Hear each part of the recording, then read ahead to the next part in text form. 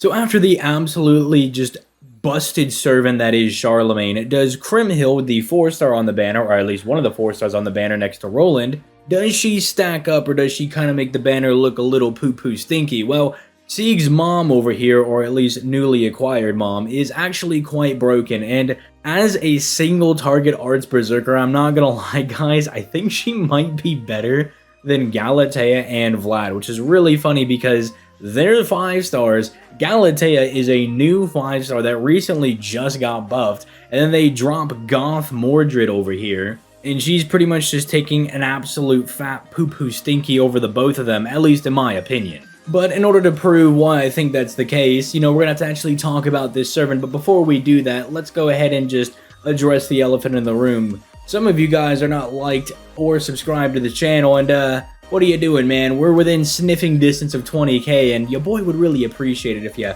helped him out, as he does upload FGO content every single day. So what are you doing? Leave a like, subscribe, all that good stuff. Also, if you want bonus content, I stream every weekday over on my Twitch. What are you doing? Come out to the Twitch. It's a whole lot of fun. But with all that being said, boys, let's go ahead and get right into this, starting off with our hits. I really can't do the whole like fake YouTuber thing, man. I can't do the voices. But anyway, let's do the hits. And she's actually built in a way that I really like. See, Kriemhild is pretty much like an Arts Buster hybrid type servant, right? But a lot of the times when they do someone like this, like say for instance Nikki, who I have recently criticized for being an Arts Buster servant that probably should have been an Arts servant with an Arts NP, Kriemhild is actually what I would have wanted, right? She's Arts and Buster hybrid, but she actually has the Arts NP, and would you look at that, she's actually insanely good. Now, granted, if Nikki just had a 30% battery instead of a 20% battery, she would be like infinitely better, but that's a whole discussion for a different day. As far as Kriemhild's hits are concerned, she probably doesn't look all that super impressive. I mean, keep in mind that her Buster cards have a little bit more bite, as she does have a passive 12% buff because of her Madness enhancement, but really she's only got 3 hits on the 2 arts cards with 0.53% NP gain. That is pretty standard. That's going to be very average. If you get crits on those, obviously they're going to be very good because of the decent hits and the, you know, about average NP gain. Star Gen is absolutely abysmal, but there's really not ever any berserkers aside from like Raiko that are just insane Star Gens, right? They did give her the 5-hit extra attack, which thank God they did that, otherwise I just wouldn't be able to summon for this servant in good conscience, because as you guys all know, I'm sure you guys are aware, the extra attack is a composite card that gens stars, NP, and big boy damage, and 5 hits is the gold standard. But as far as her hits are concerned, there's really not a whole lot to talk about here. It just looks like pretty generic, looks like it's kind of setting up a hybrid Arts Buster type servant, and we have to go into the skills to really see what this servant is all about. So first and foremost, we're going to start off with the first skill, which is going to reduce all enemies' NP gauge by 1, reduce their defense by 20% for 3 turns, and their critical attack chance by 20% for 3 turns on a 6-turn cooldown. This is going to be a mix of a good defensive and offensive skill. 1, because it gives you NP control on your opponents, which is always insanely good for just having the ability to just tell your opponents, you know what,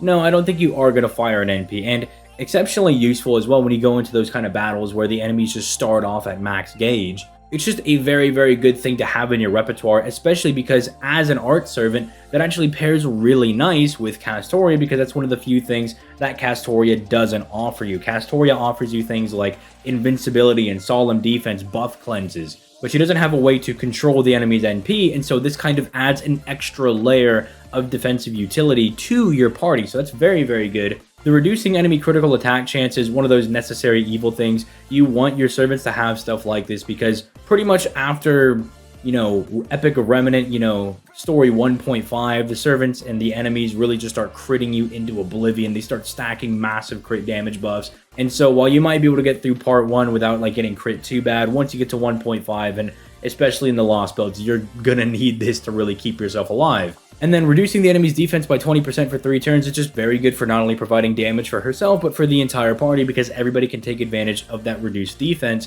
And because she is a boss-killing servant, as a, you know, very strong single-target servant, you don't have to worry about what farming servants worry about, and that's like, say, Voyager's problem, where Voyager slaps the enemy with a quick resistance down, but if he uses that on wave 1, he can't use it on wave 3, which he kind of wants to use for farming. So it's like you got to balance these kind of things. But Kriemhild doesn't really care because she's a boss killing servant and you're pretty much going to be fighting the same enemy the entire time. So already a very, very good opening for the first skill. You move on to the second skill and it just kind of gets even better, because this is just a lot of good stuff that she would want. I mean, if it was just the 30% buff to her arts and buster cards for 3 turns, that in and of itself is very, very strong, because that buster buff is secretly a 42% buff because of that passive madness enhancement that I mentioned earlier, because that's a 12% of that would add into the buster buff, because similar buff types add into each other, but different buff types multiply into each other. So that buster buff is actually really, really high. It's going to be massively gassing up the damage of her buster cards. And the arts buff is not only buffing up the damage of her arts cards, but buffing up the NP gain of them as well,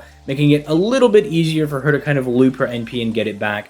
Although something on her third skill is going to make that not all that much of a problem. But then they also just tossed her a bone. No idea why. They just were like, you know what? You're going to get a 50% special damage mod against chaotic enemies for 3 turns, which is a nice special damage mod for her to get. And do keep in mind that it does not say chaotic alignment servants, right? You can use this against anybody that is even a non-servant, which there's not a whole lot of non-servant chaotic aligned enemies, but I don't know, say they bring out some giant dog thing, right, that we have to fight in the future, and it's counted as a chaotic aligned enemy. You'd be able to use her against that because of the wording here, which does give the skill a little bit of longevity, and it does also mean that this skill double buffs itself, because as I just mentioned earlier, the card buffs here are a different buff type than the special damage mod. See, in FGO, there's attack buffs, NP damage buffs, special damage mods, and then there's your card buffs, and all of those multiply into each other as different buff types, but similar, buffs will add into each other. So like 2 attack buffs will just add into each other, but an attack buff and an NP damage buff will multiply into each other, right? Because they're different. So it's very good, because as a berserker, you can pretty much bring her to any of these chaotic aligned enemies, and she'll be able to just put in a lot of work because, she's a berserker. She has super effective, class advantage against all of them, save for, the few foreigners that are in there, right? And then again, it also allows her to double buff with 1 skill, which is already very, very good. Then finally, we move over to her third skill, which I actually really like how this skill is built. Now, again, probably the predominant thing you're going to be using this for is that it's a 50% battery, which is absolutely insane. That is super dummy nuts. And it's one of the reasons I'm like, maybe she is a little bit better than Vlad and Galatea, because she just has a big, thick battery that makes her compatible with any 50% starting charge CE, of which, as you guys know, there are quite a few good free-to-play 50% starting charge CEs, especially that you can use with some art servants. You have things like Dive to Blue, or you have the one that I keep mentioning, the Like a Lady CE that has Vargas and Gawain on it from the Christmas event, that gives you 50% starting charge CE and also gasses up your NP gain, which makes it that much easier to keep looping your NP. And it's why I, have a little bit of a fondness for it. But then, not only does she give herself a nice 3k heal, because, she's a berserker, she's going to be taking some damage, but the insane part of the skill that I really like is that she can put a taunt on anybody in the party for 1 turn, which is insanely good, because as a berserker, you do not want her to be getting hit at all, because she's going to be very, very fragile. She does not really have any strong defensive buffs to really keep her alive. She's going to be very reliant on Castoria to give her hard defense, and then using her first skill to kind of control the enemy's NP, and then more or less just obliterating the enemy before they obliterate her. But this actually makes things a little bit easier, because you can target one of your other members and have them take the damage for that turn. It's very, very strong that she can divert the attention away from herself to keep herself alive, which is very, very strong. And I really like that nice little touch that they added to the third skill for, just an overall very powerful skill between all 3 of these skills. But we're not done yet, because for whatever reason, they were like, yeah, the 3 skills are really, really strong, but what if we made the NP absolutely broken? It has one of my favorite effects out of just any offensive NP. It removes the enemy that she's attacking, their defensive buffs, and it procs first, meaning it doesn't matter if they stack 7 stacks of defense, invincibility, solemn defense, dodges, resistances to your own NP. It doesn't matter, right? It doesn't matter what they put on there. She just yeets all of that off of them and gets a good clean hit on them, right? It's the same thing that Shiro Amakusa does. It's a thing that he's very famous for doing. Kind of his effect, because he was one of the first servants to do it, but it's very, very broken on offensive servants, because it pretty much means, in effect, they basically pierce invincibility, they have sure hit, they have all of that stuff, kind of built into their NP. The only way they can't really do it is if the enemy has like an unremovable invincibility buff, say for instance, but that is a little bit more few and far between, and it means like 95% of the time Kriemhild is just going to be obliterating everybody she comes into contact with.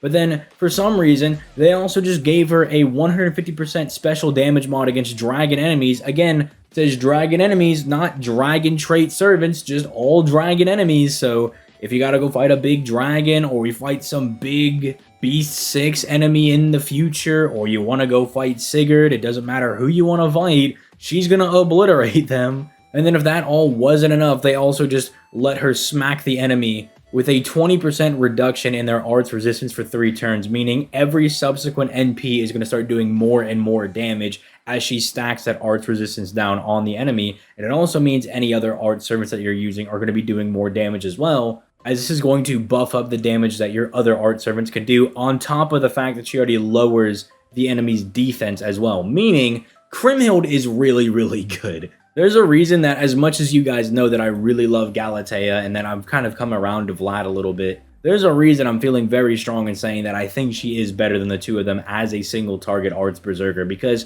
she just does so many good things. Like, nothing is really wasted on this servant, and she just kind of obliterates whatever she comes into contact with.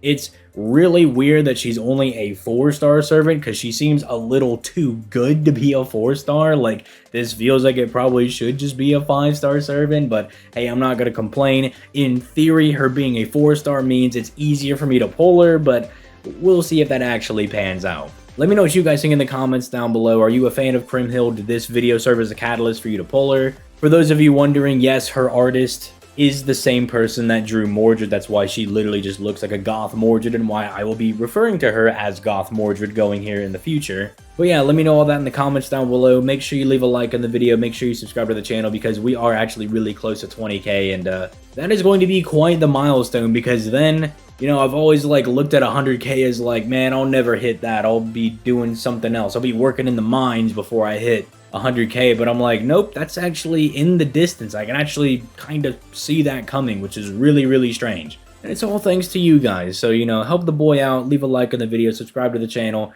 If you want more content, I stream every weekday over on my Twitch, although this week there may be some complications. I've moved into a new apartment, and we're having a little bit of troubles with the Wi-Fi, as in they haven't sent me the router yet. And so, like, any day now, they're just gonna cut off the Wi-Fi until the new one comes. So I'm trying to make sure I get everything prepared before that happens. Or if they actually send it to me on time, we don't have to worry about all that. If it sounds really suspicious, like it kind of is, but just bear with me. I will be trying to stream every day that I can. I'll still be doing daily uploads. I'll have to just take my laptop to Starbucks or something and upload the video. I'll make sure I get the videos uploaded. But yeah, if you want to support the channel for free, you can download LD Emulator, which is like the first thing down in the description down below. It's just a very good way to play mobile games on your PC, and I personally use it for both my NA and my JP account. And if you want even more content after all of that, you can click that join button to become a channel member, where I upload videos for channel members exclusively. But with all that being said, I will go ahead and get out of here. You guys have yourselves a nice day. Peace, late guys.